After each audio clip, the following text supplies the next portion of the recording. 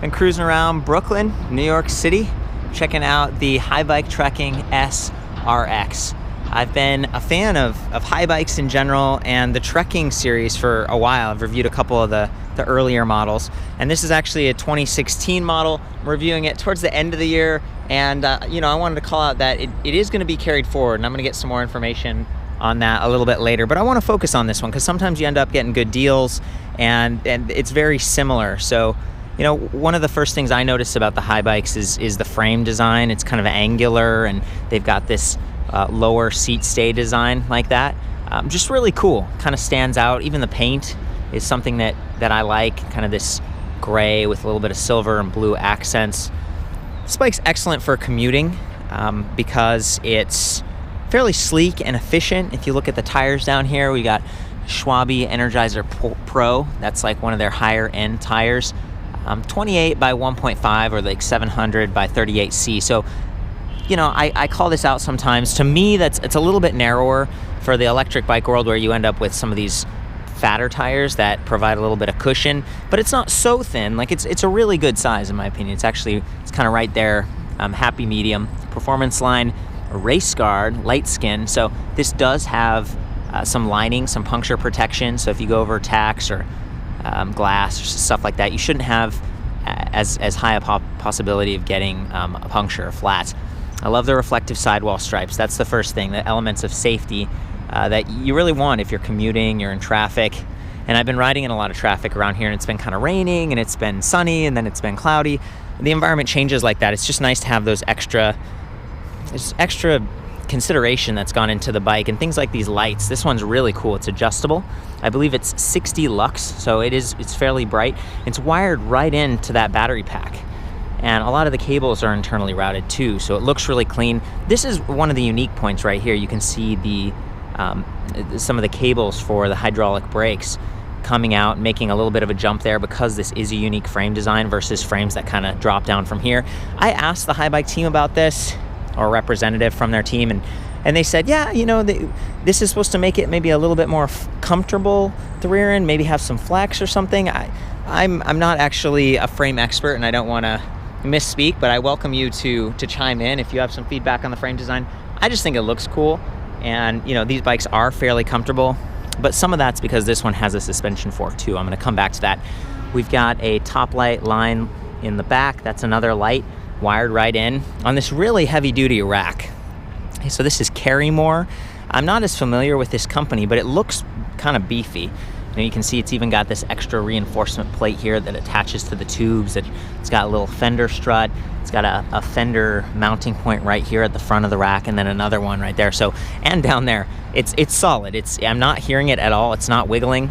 SKS fenders. They've got the mud flaps, so they give you a little bit more protection. The front one's pretty low. I've seen lower fenders, but for something that's a little bit sportier like this is actually pretty good, and this one feels solid too.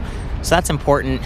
If you do go and you end up parking this at a bike rack or something, you want to have those fenders hold up even if another bike kind of bumps into you a little bit. And I feel like this rack protects the rear portion of the bike. We don't have like a derailleur guard, but this rack does extend a little bit more.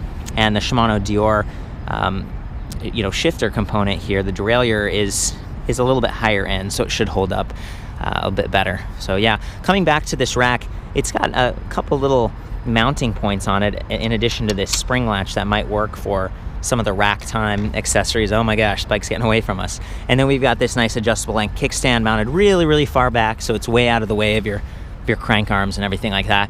And coming back to flats, this has quick release front and rear, 9mm skewers, kind of standard, which is one of the areas where I think they've upgraded for 2017. I think they've got like a through axle up front. And that's nice because this is a Speed Pedal X. So this bike is 28 mile per hour, 45 kilometer capable. That's awesome. Coming back to the commuting application I was talking about, being able to get there a little bit faster and keep up with traffic, a lot of people feel like that's more safe. The cars respect you a little bit more. And this is using, of course, the Bosch Performance Line mid-drive. Excellent motor, controller, and battery combination. You can see it's all really low on the frame, stays out of the way. Constantly saying, I wish I had bottle cages, because there's definitely room right here. And, some of it's like, I don't know how far the seat tube comes down. This is a 60 centimeter frame. You can kind of see it back here. at the rear portion of the seat tube. The bike comes in 5 different sizes, so it's the kind of thing you can really dial in for your body type. It's probably a little bit big for me, but I'm managing it, you know, and I've even got the seat raised a little bit. In addition to this suspension fork, which is a little bit more basic here, it's just SR Suntour design. This is like kind of a spring fork. You know, adding a seat post suspension, I call that out a lot, but especially when you're going faster and further and possibly running at higher PSI on those tires. This one says 50 to 85, so, you know, if you're at that higher air pressure for efficiency and rolling, reducing the rolling resistance, you know, you might feel a little bit more. And there are some great ones out there. There's the Thudbuster Body Float, and then there's an SR Suntour one that's like the NCX. And I think that's one of the shorter ones, so you can drop that seat down a little bit lower. This does come in addition to kind of this higher step design, which is still angled, comes in like a lower step too, which I would describe that as more of a mid-step design. It's not as low as, you know, the Wave models where you just step right through. So be careful when you're getting on the bike, like swinging your leg over not to clip that rack. So it's nice to have this, but it does, you know, it creates a little bit more for you to get snagged up on. I like the bell. There we go. You got to give it a little bit of a flick. XLC locking grips. We've got Magura hydraulic disc brakes. I think these are the MT4s. 180 millimeter. These are 2 caliper. And, you know, I'm impressed that it's 180 millimeter front and rear. And again, I think that's because this is Speed Pedelec. Some of the earlier trekking models that I reviewed, they weren't Speed Pedelecs. They were just 20-mile-per-hour bikes. And it was like, you know, I wish it was a little bit faster, because this is the perfect commuter bike, in my opinion. I mean, it's a really excellent design, and I do want to get there a little bit faster. So you've got 10 sprockets in the rear, 11 to 36 tooth, and then you can come up here and see this is a 20-tooth chain ring, the Bosch sprocket in the front. So that's on the larger side. I think they go as low as 16 teeth for like mountain bikes and stuff. So the smaller it is, the more climbing power you're gonna have, but you're gonna have a slower cadence. This is a higher speed design. And I think it has the narrow wide teeth. So they alternate from narrow to wide, so they fit perfectly in those links and those chain links. Really cool. Love the slap guard, got some nice branding. There's a lot of like labels on this, but I still think it blends in nicely, and it's kind of beautiful that way. So anyway, this is the Bosch Power Pack 400, 36 volt, 11 amp hour battery pack.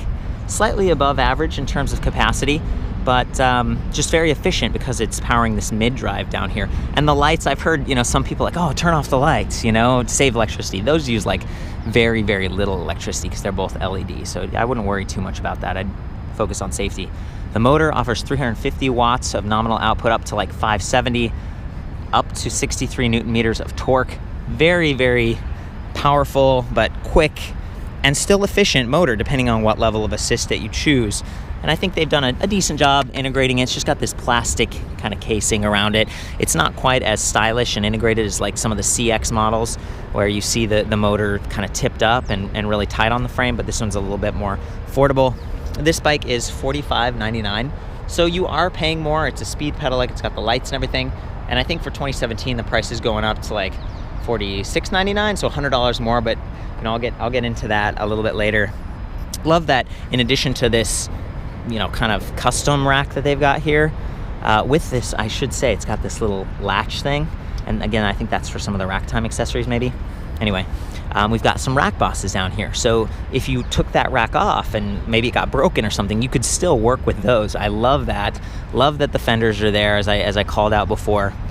So anyways, the motor, 350 watts. It's measuring the rear wheel speed. You can see that magnet and that sensor down there. It's measuring your cadence. So as you pedal, the fact that you're spinning, how fast you're spinning, and then it's measuring torque. So how hard you're pushing. And it combines all of those, measures it 1,000 times per second. And that's what gives you the really high-end performance that Bosch is known for. And these are really reliable. You know, it's a great setup. That's part of why you're paying more for this bike. You can see the battery, the motor are both really nicely distributing that weight, like really low. And I think it's like 5.4 pounds for that battery pack. So it locks. You can charge it on or off the frame. It's removable, so you can take it inside if you're someone who has to leave your bike outside, or maybe you live upstairs and you don't want to lift it. It's a 53-pound bike. It's not super light, but considering all the accessories and stuff on there, and that this one is the larger, this is like large, and they have extra large above it. So this is gonna weigh slightly more than the smaller ones, and that's kind of cool. So I'm up here at the display panel. It's also removable. Love that about the Bosch system. Take this with you, when you park at work. Don't have to worry about it getting scratched up, or even just the sun fading it over time outside. Go ahead and press the power button.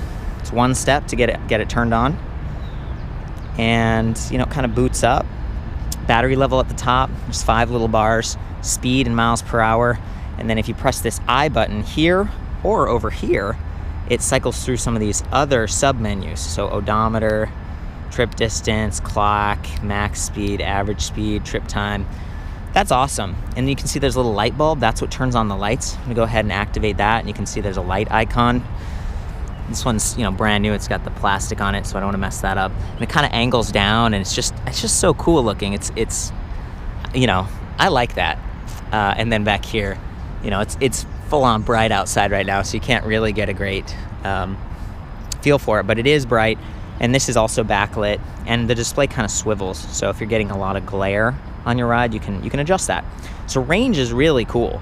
This allows you to dynamically determine how much range you've still got depending on how full the battery pack is. And this one's fairly full. So let's just see. If I do the plus button, we're gonna go up to the lowest level of assist, Eco, and it says 60 miles. That's fantastic. Eco, I guess I think of it as like it takes off the edge, because this is heavier than a traditional bike. So it almost turns it into like normal bicycle, and maybe a little bit better than that if you're climbing and you're putting the torque down. That's awesome. And then you can go up from there to Tour. This is what I use the most, and it's 31-mile range. That's pretty good. And then Sport, 25, and Turbo, that's what I use on like mountain biking and really steep climbs. But you might use it if you're crossing the Brooklyn Bridge or going somewhere like that. 22 miles. So it's fairly dynamic, and I really appreciate that, because the battery only shows those 5 ticks. It doesn't show percentage. Some other displays show 10 ticks, and you get a much better idea of how much capacity. This one says, who cares about capacity? It's more about how you're riding, and this does factor in, I think, the last 5 miles of ride behavior. So, someone like me, I'm 135 pounds, I'm relatively light, I'm riding with the tires at a higher PSI for efficiency. The bike's gonna be like, oh, you're gonna go further, so it's very smart that way, and I like it. So kudos to Bosch. I'm here with Chris Nolte from Propel. How's it going, man? Hey. We've been looking at a few of your different kind of city urban bikes from different brands, and this one, this high bike here, they also do mountain bikes and stuff. Have you tried their motor on like some of the mountain bikes and actually gone mountain biking? Oh yeah, absolutely. One thing that people are often surprised that there are actually some pretty good mountain bike trails around New York City. Really? Yeah. That's awesome. Yeah. Well, and they're not as big as some stuff out west and that sort of thing, but there's definitely some places to ride. So that's kind of cool. And I guess my point was just that it's like the same motor that they put on the city bike, where you really you're not straining it nearly as much, and so it's just very capable. Oh, without a doubt. And you really feel that in the situations where you need it the most, kind of coming off the line on traffic, trying to keep up with traffic, or different things like that, or you're in a situation you just want to get somewhere quickly. It's a great way to go. Well, we're at the end of 2016. Reviewing this one a little late. I do my best, but there's so many bikes these days, and part of the excitement around looking at this is it sounds like they're carrying it forward. Can you talk about the next year's models and a little bit of the... Basically they changed their naming convention a little bit for 2017. Instead of doing like the RX, RC, and all this sort of stuff, they do numbers. And the main differences between the 2016 version is that the 2017 S 5.0 has a 500 watt-hour battery, up from the 400 watt-hour in 2016 model. A little bit more range. And then the fork is changed to a air shock with a through axle, so the front hub is changed as well.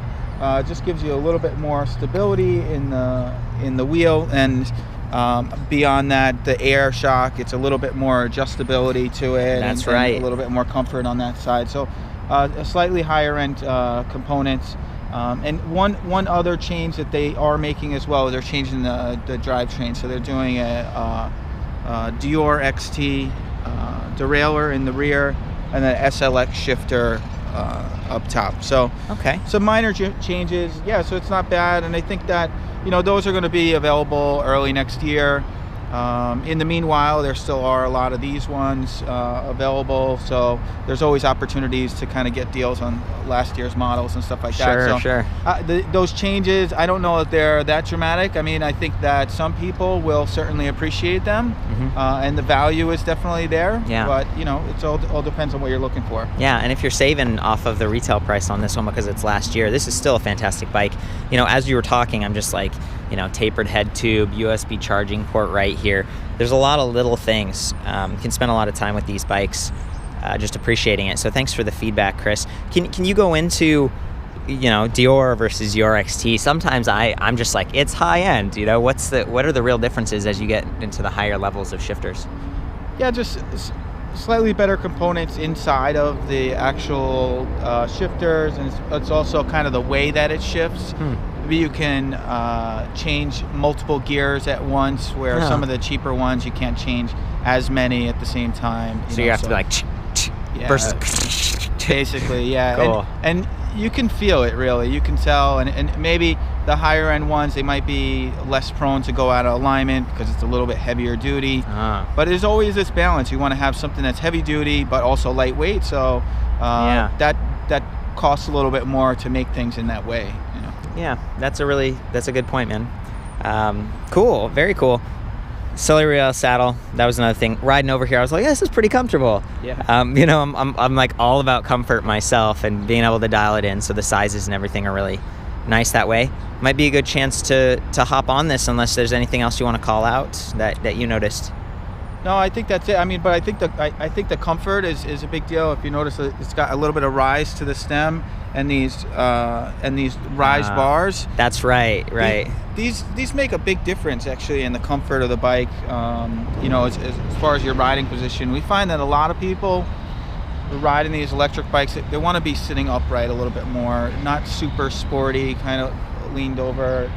You don't have to be as worried about efficiency when you're riding an electric bike. Yeah. So you might as well get a little bit more comfort. And as you mentioned before, putting suspension seat posts, sitting upright a little bit more, you can really ride all day and have very little discomfort. So. It's a great point. And I thought you were going to mention this too. This is a display protection bend. So on some of their mountain bikes, they have like a negative angle stem and then a little bit of a rise in the bar. So you're effectively getting like a flat experience, which is what like traditional mountain bike pedal power would have, but it keeps the display in better shape if the bike flips for some reason or it gets dropped. It's a little bit of a protection. Absolutely. Yeah. Cool. Okay. And I want to call out, this one also has the nubs, the big nubs at the end of the levers. I think that's a European requirement for Speed Pedal X. I'm guessing that the S stands for speed in this one. And so yeah, I'm gonna hop on this thing, ride around, probably not at high speed, just around the park a little bit. Maybe we can trade off, and then I'll put the camera on the bike and get some other shots. Great. So I'll be right back, Chris. I'm just gonna loop it up. There we go. We got it up. I'm gonna start off in tour since it is a Speed Pedelec.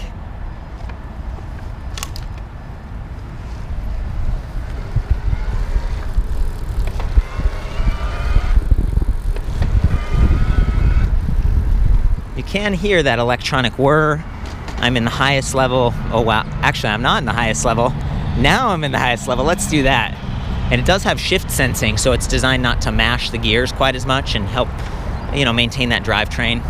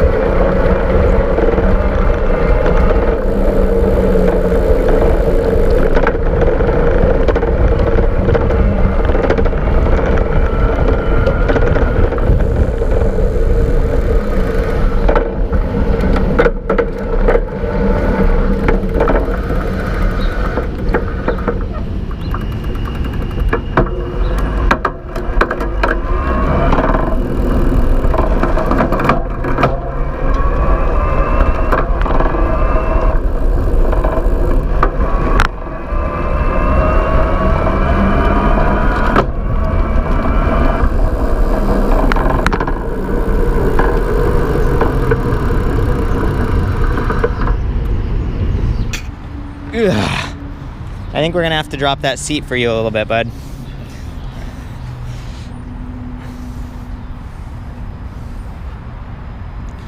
Yeah, it was pretty high for me.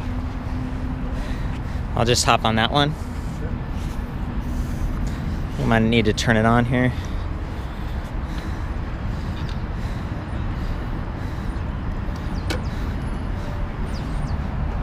Okay, Chris. Oh boy. Here we go. You can see the light at the back.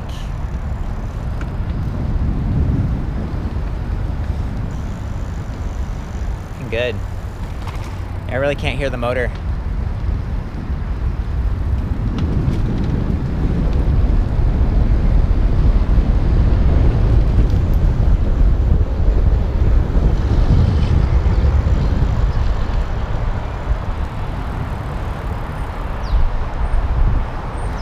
Sweet. Right. You know, one thing that I've seen on some of the other Speed Pedelecs is like the backlight where it gets bright when you pull the brakes. Right. Not sure if they're going to do that for 2017. You know, it's nice that it has lights at all. Again, I think it's a European requirement, but that's an area. You know, I try to critique the bikes. Clearly a fan of Haibike. I think they've done a lot right on this. But, you know, yeah, there's always little incremental things. Yeah, there's always things that could potentially be improved. I think, you know, the Magura, they do have the brake levers with the little switches in them that you can connect to the tail light, and I think that we're starting to see a little bit more of that integration, and maybe that might ultimately become a standard in Germany and then kind of carry over to us. And that's what we end up seeing a lot of times, that it's, you know, it becomes a standard somewhere else, and then our market is so small, you know, compared to Europe at the moment, at least. This is a German brand, right? Right. Haibike is? That's very cool. Shout out to Tina. I think she's on the team there. That's about it. I hope you guys had fun. I'll have all the details on this and all the ones I could gather back at electricbikereview.com. You can leave comments and share your thoughts on this. Otherwise, I just say, you know, have fun, ride safe.